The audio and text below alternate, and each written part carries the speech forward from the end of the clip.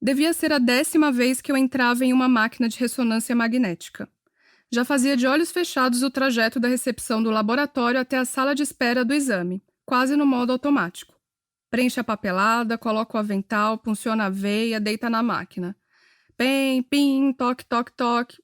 Respire fundo, segure, pode soltar o ar. Sempre a mesma coisa. Dava tempo de cantar Faroeste Caboclo mentalmente umas 3 vezes durante o exame. Mas, se errasse, tinha que voltar para o começo da história. Não tinha medo, tal João de Santo Cristo, era o que todos diziam quando ele se perdeu. Às vezes, na hora em que o Jeremias casava com Maria Lúcia, eu me perdia no raciocínio e ficava fazendo uma lista de tarefas que pretendia realizar naquele dia. E aí, tinha que rebobinar a fita e o pobre do João voltava lá para a época em que roubava o dinheiro que as velhinhas colocavam na caixinha do altar. Injeta o contraste. Pausa na música para refletir sobre: será que estou fazendo xixi nas calças? Liberada, pode trocar a roupa. Sempre igual. Até 10 de maio de 2015, domingo, Dia das Mães. Sentada na recepção, tudo já parecia diferente.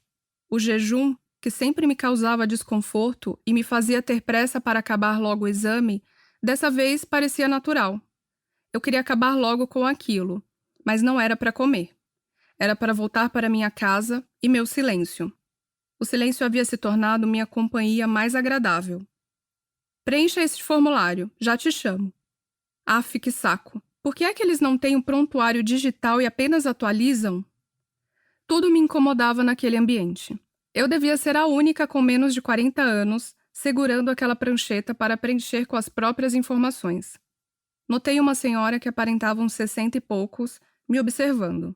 Ela devia estar tentando adivinhar o que alguém tão jovem fazia ali. Eu estava acostumada com aquele olhar. Afinal, frequentava esses locais havia alguns anos. Mas, naquele dia, a anamnese pública me deixou irritada. Larguei a prancheta e fui ao banheiro. Precisava do meu silêncio por alguns segundos para vencer a vontade de arremessar a prancheta na cabeça dos analistas médicos da recepção e ir embora. Tentei forçar um xixi que não queria sair, porque não havia o que sair, pois desde antes do jejum do exame, eu já estava em jejum absoluto por falta de vontade própria mesmo. Ao lavar as mãos, fui obrigada a olhar para o espelho. Eu estava magra, abatida e quase não reconhecia a figura na minha frente. Por um momento, ao sair do banheiro, fiquei perdida naquele lugar tão familiar para mim. Meus olhos buscavam a referência de onde deveria sentar, ao lado do meu acompanhante. Onde ele estava? Onde eu estava? Como conseguiria preencher aqueles papéis e repassar Faroeste Caboclo antes de entrar na máquina? Estava tudo diferente. Sentei ao lado do Acácio, marido da minha irmã caçula. Era algo novo para ele também. Resolveu me falar sobre assuntos diversos, leves. Como se sentisse que seu papel naquele cenário fosse me distrair. Que bobagem, eu só pensava no quanto queria ficar em silêncio. Mas eu ria. Nos últimos anos, havia me especializado na arte de ocultação de gritos. Eu sorria quando queria chorar, eu sorria quando queria agradar. É incrível como um sorrisinho amarelo deixa tudo mais prático e confortável para outra pessoa. Eu sorri para a enfermeira quando ela me chamou. E sorri para o cunhado. Já volto. Preenche a papelada, coloca o avental, punciona a veia. Entra na máquina, levanta os braços, não pode se mexer. Respire normal. Normal. Eu queria o meu normal de volta. O antigo acompanhante sempre focado no seu universo particular da tela do celular. O enredo conhecido. A amizade com João de Santo Cristo. Simplesmente não conseguia lembrar como começava a história do João. Pensava em como eu tinha ido parar ali. Naquele dia, naquela posição, com aquela presença tão preocupada na recepção, tão disposta a me distrair. Cada som daquela máquina parecia uma tortura. Ecoava na minha cabeça, que ansiava por silêncio. Meu coração disparou. Eu não conseguia respirar lá dentro, mas não era de pavor por estar em um lugar fechado. Meu corpo inteiro gritava de agonia. Por que eu não lembrava como começava aquela música?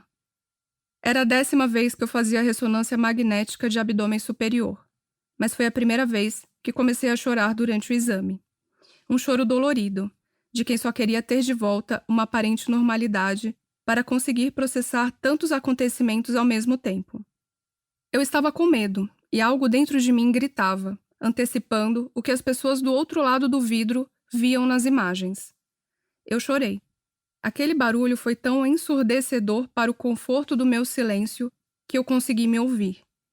E eu não queria ter esse encontro tão perturbador com a realidade. As lágrimas rolavam quando decidiram interromper o exame para saber se eu estava passando mal. Está tudo bem, me desculpe. Por favor, continue. Não quero refazer outro dia. Estou aqui e agora. Foi o exame mais longo da minha vida. Não tive a companhia do Santo Cristo, a lista de afazeres, nem me perdi em pensamentos sobre trabalhos pendentes. Acho que vou morrer. E vai ser rápido. Deus não deve gostar muito de mim. Não dava para mandar um luto de cada vez? Se eu ainda nem tinha conseguido digerir aquelas palavras. Eu nunca te amei, só falava o que você queria ouvir. Imagina, você está com câncer. De novo. Chorei. Entre uma respiração e outra, as lágrimas corriam, criando uma pocinha no meu ouvido. Nem percebi a hora que injetaram o contraste. Calma, moça, vai ficar tudo bem. O resultado sai no dia 15. Voltei para o silêncio do meu quarto, torcendo para que tudo aquilo fosse um pesadelo. Mas eu sabia que não era, até porque, naquele dia, fui para casa sozinha. E nem mesmo o aconchego da minha cama foi capaz de me devolver a sensação de silêncio dos últimos meses. Um enorme desconforto tomou conta de mim. Antes, eu queria que o tempo passasse rápido para que aquela dor do coração partido diminuísse. Naquele dia, meu desejo maior era poder parar o tempo. Já sabia o que aquele exame diria, mas, enquanto não temos um laudo, podemos fingir que nada está acontecendo. Só de pensar em tudo o que viria a partir daquele resultado, a vontade era de me esconder debaixo da cama para ninguém me achar e eu não ter que fazer nada. Os dias se arrastaram naquela semana. Nunca foi tão difícil preparar um press release. E olha, que eu sempre fui reconhecida pela enorme facilidade de escrever sobre os feitos, nem sempre extraordinários, dos meus clientes na assessoria de imprensa. Na mesa ao lado, uma colega confidente era a única que suspeitava por onde andava minha cabeça, enquanto meu corpo fazia figuração em frente ao computador. Ela sabia também que havia um outro órgão quebrado naquele corpo, e não era por causa de doença. Estava preocupada com minha dispersão justamente naquele dia em que todos me aconselhavam a estar no auge da sanidade mental e da elegância física. Não deixa esse cara te enrolar, Ana. Me enrolar? O que mais ele quer de mim? Todos os meus órgãos? Era dia de negociar a proposta de divórcio com o advogado dele. Afinal, nos tornamos tão desconhecidos que ele julgou necessário o intermédio de uma pessoa que não esteve lá em nenhum dos dias dos últimos 8 anos. Até me aconselharam a fazer o mesmo, mas eu achava estranho terceirizar conversas e resoluções que poderiam ser negociadas entre uma garrafa de cerveja e outra. Em que mundo você vive, Ana? Onde pessoas que tiveram uma história juntas não se tornam apenas um entrave burocrático. Era o que eu havia me tornado, mas eu seria uma burocracia bem maquiada naquela tarde. Por alguns instantes, me senti em cima de um ringue, tipo nos filmes do Rocky Balboa, em que ele apanha, apanha, apanha e está lá, caindo aos pedaços, ensanguentado, faltando apenas a extrema-unção. E aí, do nada, levanta e golpeia no último assalto como não havia feito em todos os outros rounds. Eu estava nesse momento aí, em que ele levanta. Fui encontrar o cidadão me despedaçando, mas com a certeza de que não estava disposta a ver meu filme acabar comigo no chão. Tanta preparação e ensaio com as colegas de trabalho repassando os pontos para me deparar com a criatura mais despreparada da história da OAB. No final, o advogado me confessaria que nem sabia o que tinha ido fazer lá. Mas, antes, defecou pela boca por pelo menos 1 hora, fazendo o papel para o qual havia sido contratado.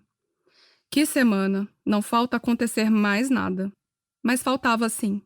No dia 15, saí cedo do trabalho para pegar o laboratório aberto. Queria acabar logo com essa angústia que se arrastava por uns 20 dias desde o exame que detectou que havia algo que precisava ser investigado. Na caminhada de volta para o carro, com aquele envelope enorme e pesado nas mãos, por alguns segundos fui invadida por uma esperança de que não seria nada, e jurei a mim mesma que recomeçaria minha vida e seria a pessoa mais feliz do mundo se tivesse sido apenas um engano. Deve ter sido a adrenalina colorindo temporariamente meu mundo que andava nebuloso. Entrei no carro, abri o envelope e lá estava meu veredito. Neoplasia secundária hepática. 5,7 centímetros no segmento 7 e 8 do lobo direito.